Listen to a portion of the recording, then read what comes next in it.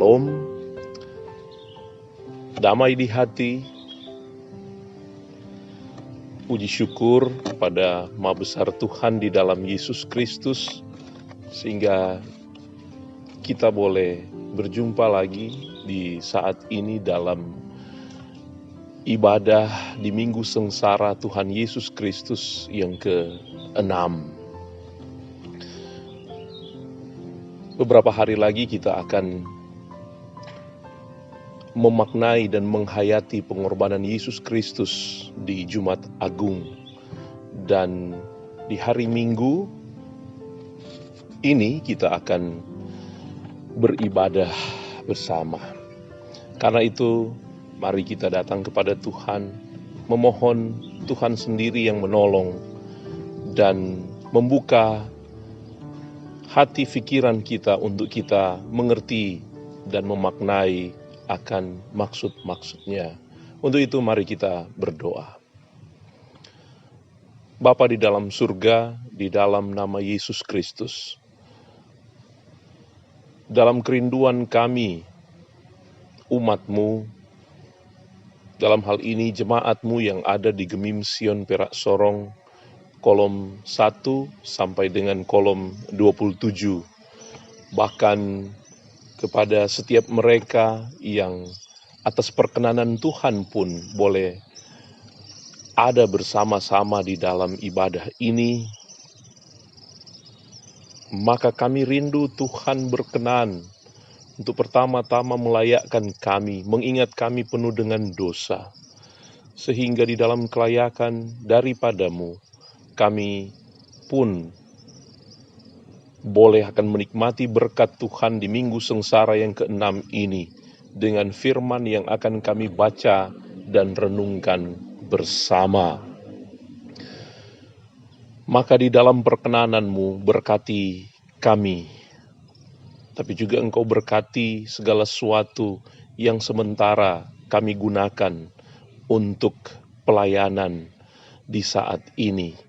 Fasilitas-fasilitas yang akan digunakan, bahkan juga untuk panitia Hari Raya Gereja tahun 2020 Jemaat Gemim Sion Perak Sorong. Ini kami yang menyambut firman-Mu, hamba-Mu dan jemaat-Mu, layakkanlah ya Tuhan. Demi Kristus Tuhan kami. Amin.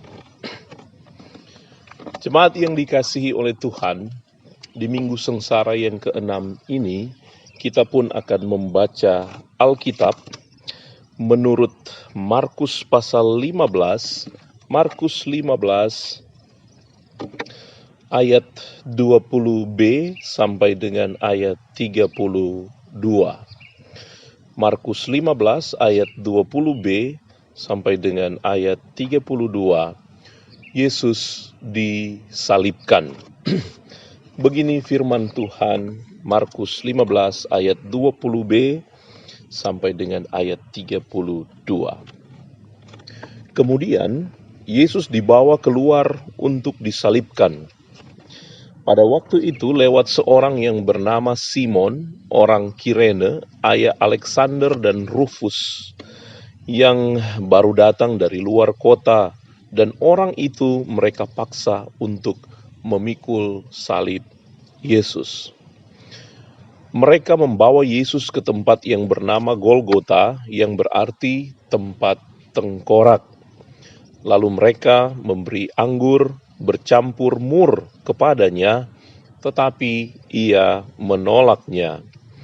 Kemudian mereka menyalibkan dia, lalu mereka membagi pakaiannya dengan membuang undi atasnya untuk menentukan bagian masing-masing. Hari jam 9 ketika ia disalibkan, dan alasan mengapa ia dihukum disebut pada tulisan yang terpasang di situ, Raja orang Yahudi. Bersama dengan dia disalibkan 2 orang penyamun, seorang di sebelah kanannya dan seorang di sebelah kirinya.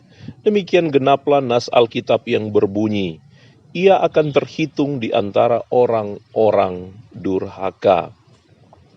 Orang-orang yang lewat di sana menghujat dia, dan sambil menggelengkan kepala mereka berkata, Hai engkau yang mau merubuhkan bait suci dan mau membangunnya kembali dalam 3 hari, turunlah dari salib itu dan selamatkan dirimu.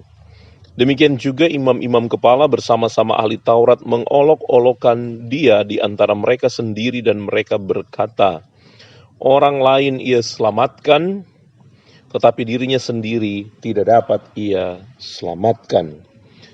Baiklah, Mesias, Raja Israel itu turun dari salib itu supaya kita lihat dan percaya. Bahkan kedua orang yang disalibkan bersama-sama dengan dia mencela dia juga. Jemaat yang dikasihi dan diberkati oleh Tuhan Yesus Kristus. Di minggu-minggu sengsara ini, kalau kita saat ini sudah ada di minggu sengsara yang ke-6, tentu merupakan kesempatan emas bagi kita untuk berfokus kepada diri dan karya dari Tuhan Yesus Kristus yang begitu luar biasa. Artinya, kita semakin merenungkan akan keutamaan Kristus, bagaimana Yesus sebagai pribadi yang ditonjolkan, sebagai tokoh utama, sebagai satu-satunya hal yang luar biasa, sebagai orang percaya harus beritakan dari waktu ke waktu. Dan di kesempatan Minggu Sengsara ini, tentu bagi kita atau tugas kita untuk menyampaikan itu. Tentu terlebih dahulu menguasai kehidupan hati, pikiran, bahkan kehidupan kita. Walaupun jemaat yang terkasih, kita sadari, kita pun di hari-hari ini lebih terfokus kepada wabah virus COVID-19 yang begitu meresahkan, begitu membuat kita takut, ngeri, bahkan juga banyak hal yang pada akhirnya membuat kita melupakan karya Tuhan yang semestinya menjadi pemberitaan utama orang percaya di hari-hari ini, bahkan seterusnya. Belum lagi dengan COVID-19 ini berdampak tentu pada ekonomi, sebab ada saja orang-orang percaya yang tidak lagi dapat beraktivitas seperti biasanya, sehingga tentu amat sangat berpengaruh di dalam pemasukan dalam rumah tangga dan sebagainya. Nah, tetapi berbeda ketika kita fokus kepada satu pribadi yang besar, dalam hal ini Tuhan Yesus Kristus, maka sesungguhnya kita akan memperoleh suatu sukacita, suatu ketenangan, suatu jaminan bahwa apapun keadaan kita di masa-masa ini, kita telah diberi jaminan dengan janjinya bahwa kita tidak berjalan sendiri. Dia selalu bersama-sama dengan kita di tengah-tengah ketakutan, di tengah-tengah COVID-19 yang sementara kita gumuli. Tidak saja kita, saya kira ya, tapi seluruh umat manusia yang ada di bawah kolong langit di atas bumi ini. Nah, bacaan kita saat ini yang akan semakin memungkinkan kita merenungkan lagi tentang tokoh terbesar junjungan kita, yakni Yesus Kristus. Dikatakan di ayat 20b, kemudian Yesus dibawa keluar untuk disalibkan. Dari bagian ini, Yesus sebagai terhukum harus dibawa keluar Yerusalem. untuk dia dihukum di bukit Golgota. Dibawa keluar, bukankah ini juga mau menggambarkan bagaimana orang-orang terhukum memang harus disingkirkan dan tidak layak ada di Yerusalem itu. Mereka tidak layak ada di sana. Nah, saudara-saudara yang dikasihi oleh Tuhan, gambaran ini merupakan gambaran bahwa karena dosa, maka seseorang tersingkir. Bahkan karena menanggung dosa manusia, Yesus harus tersingkir. Yesus rela tersingkir supaya kita, orang percaya yang mengimani Dia sebagai Tuhan dan Juru Selamat, pada akhirnya tidak tersingkir di hadapan Tuhan. Yesus rela terpisah dari kekudusan Tuhan karena ditimpakan dosa-dosa, supaya kita pada akhirnya tidak terpisah dengan Allah, karena upah dosa adalah maut. Maka di minggu sengsara ini, sebagai perenungan kita untuk introspeksi diri, tidak menyia-nyiakan karya Yesus dengan pertobatan tentunya. Nah, saudara-saudara yang dikasihi dan diberkati oleh Tuhan Yesus, selanjutnya bacaan ini pun mau mengangkat seorang yang bernama Simon dari Kirene. Dia dikatakan mengadakan perjumpaan dengan Tuhan Yesus ketika Yesus sudah akan keluar kota untuk disalibkan di bukit Golgota. Dia yang hendak masuk ke Yerusalem berpapasan dengan rombongan yang membawa Yesus yang hendak disalibkan. Dan dikatakan dari bacaan ini, Simon dipaksa untuk memikul salib Yesus, karena Yesus yang memang sudah tidak mampu lagi sebagai manusia. Dia begitu lemah. Dia sudah tidak bisa lagi memikul salibnya. Nah, Simon disuruh secara paksa untuk mengangkat salib daripada Tuhan Yesus Kristus itu sendiri.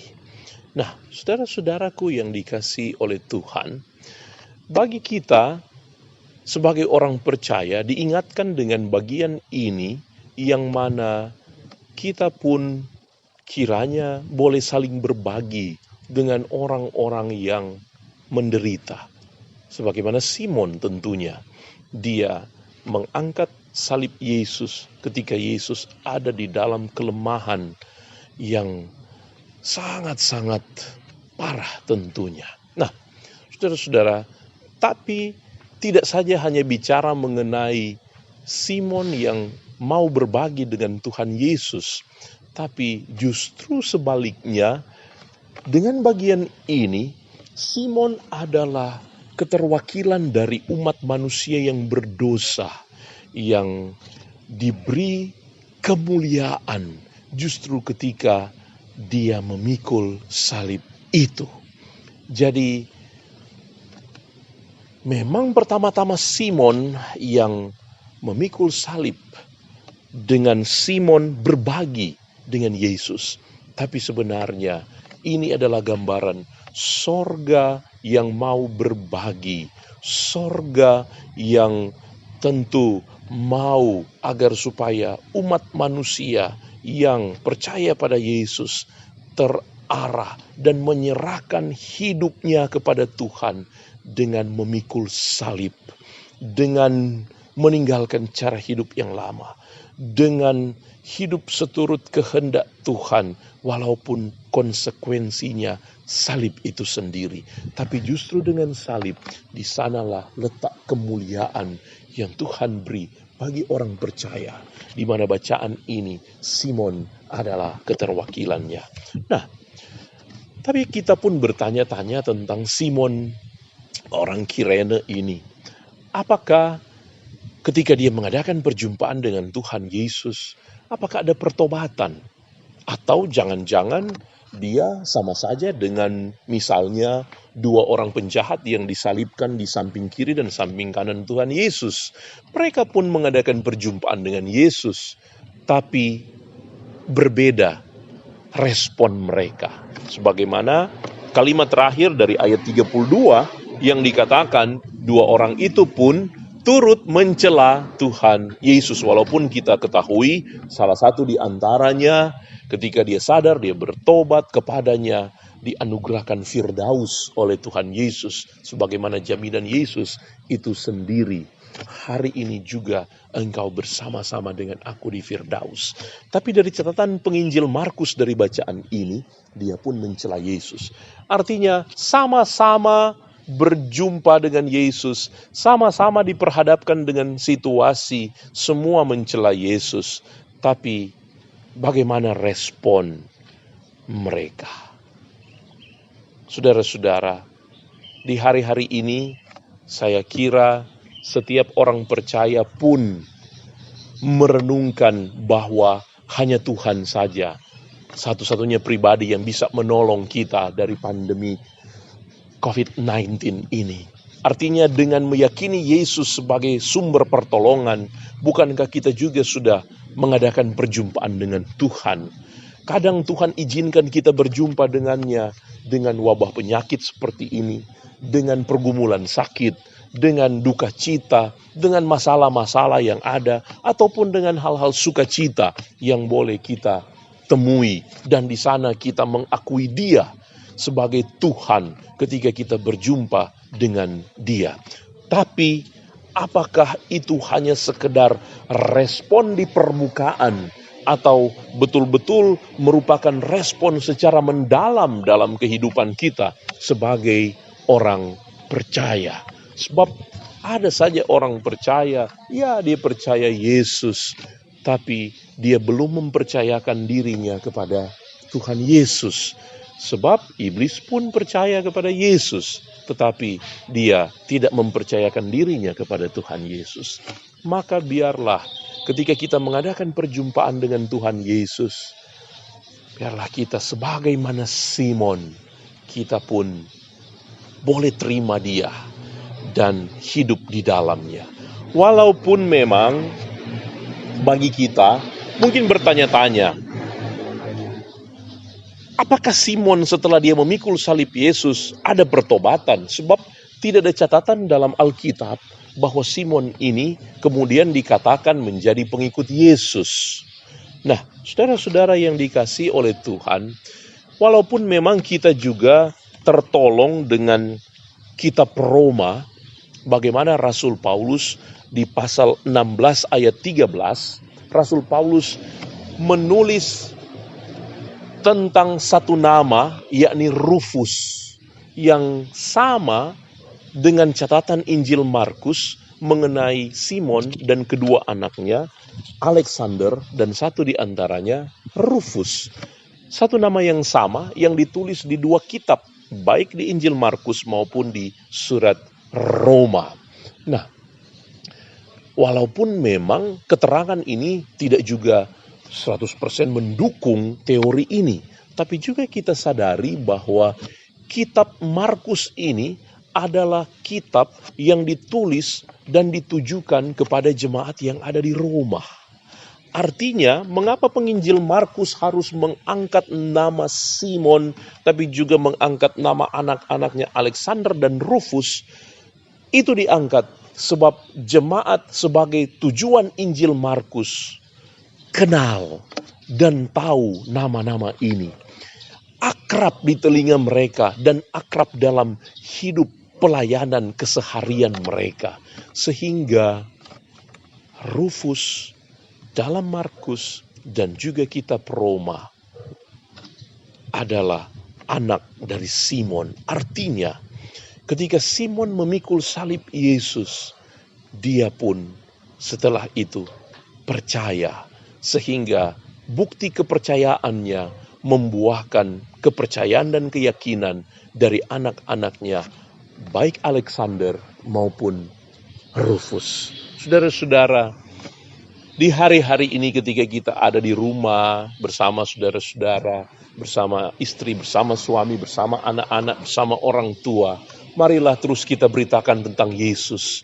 Sehingga tidak saja hanya kita yang secara mendalam percaya dan yakin akan Yesus, tapi juga anak-anak kita dan keturunan-keturunan kita dari generasi ke generasi tentunya. Nah, selanjutnya, ibu bapak saudara yang dikasihi dan diberkati oleh Tuhan Yesus Kristus. Dikatakan di ayat 22 bahwa Yesus dibawa ke tempat yang bernama Golgota, yang berarti tempat tengkorak. Nah, diyakini tempat ini disebut tempat tengkorak karena modelnya dikatakan seperti tengkorak, tapi juga ada yang berpemahaman bahwa diyakini tengkorak Adam ditemukan di sana. Dan yang menyetujui ini misalnya Origen ataupun Athanasius, menurut mereka di tempat ini jasad bahkan tengkorak Adam ditemukan, sehingga itu disebut sebagai tempat tengkorak. Tapi lepas kebenaran mengenai hal ini, kalaupun itu benar, bukankah Adam adalah gambaran kontras daripada Tuhan Yesus? Ya, sebagaimana yang dikatakan di 1 Korintus pasal 15 ayat 21 dan 22, di situ dikatakan, sebab sama seperti maut datang karena satu orang manusia, demikian juga kebangkitan orang mati datang karena satu orang manusia. 1 Korintus 15 ayat 22, karena sama seperti semua orang mati dalam persekutuan dengan Adam, demikian pula semua orang akan dihidupkan kembali dalam persekutuan dengan Kristus. Artinya Adam dan Kristus di satu pihak disama-samakan, tapi di pihak lain itu kontras karena hasil yang mereka perbuat. Adam manusia pertama, tapi Yesus pun adalah pribadi yang pertama yang pada akhirnya dipersembahkan sebagai jalan orang percaya, umat manusia diselamatkan. Nah, selanjutnya saudara-saudara, di ayat 23 dikatakan bahwa Tuhan Yesus diberi anggur bercampur mur, tetapi dikatakan Yesus menolak hal itu. Adalah kebiasaan bagi orang terhukum, apalagi disalib karena derita yang sangat, maka mereka akan diberi anggur bercampur mur. Dan hal ini sama dengan lebih meringankan rasa sakit. Jadi efek bius ada di sana. Jadi saudara-saudara yang dikasihi oleh Tuhan, mereka sambil mengolok-olokkan Yesus memberi anggur bercampur mur. Tapi dari bacaan ini Yesus menolaknya. Artinya Tuhan Yesus ketika menanggung dosa, dia tidak mau enaknya saja. Dia ingin merasakan betul-betul derita karena menanggung dosa manusia. Dia tidak mau derita yang besar yang dia rasakan itu harus diperkecil oleh anggur dan mur.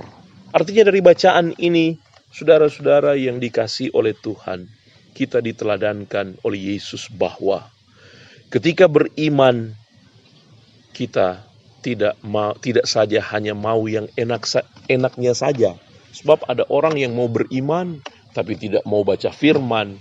Ada orang yang mau beriman tapi tidak mau bertumbuh di dalam kebenaran. Orang-orang percaya yang terus-menerus merenungkan firman, tidak tekun di dalam doa, tidak mau ada di dalam satu persekutuan, apakah mulai dari rumah, ya, ataupun persekutuan-persekutuan yang tercipta, maka kita saat ini diingatkan mengikut Yesus, menyangkal diri dan pikul salib, di antaranya kebenaran firman harus kita gumuli. Dan itu kita jadikan bagian di dalam kehidupan kita sebagai orang percaya. Tapi dari bagian ini pun Yesus menolak anggur. Artinya Yesus tetap menjaga kesuciannya di tengah-tengah pergumulan. Bagi kita diingatkan, di tengah-tengah pergumulan, di tengah-tengah situasi saat ini, apakah kesucian dan kekudusan kita di dalam Yesus tetap menjadi bagian kita?